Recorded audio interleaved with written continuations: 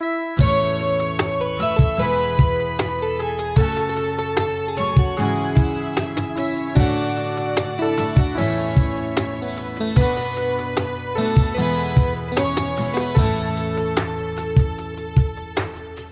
ဆိုတာနာကများစွာရင်ဆိုင်ကြိုပြဲရမှာ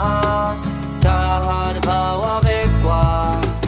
လောကကြီးဟာများတာတဲ့ဆယ်လာနေဝင်ချင်းရဲ့တရားတာအမောင်ကိုပြတ်တဲ့ရမှာကြိုမမြင်နိုင်တဲ့သူကဲမှာမနဲ့မိုးတော့ပြီးရင်အလေးအောင်လေးပဲကွာခဏလေး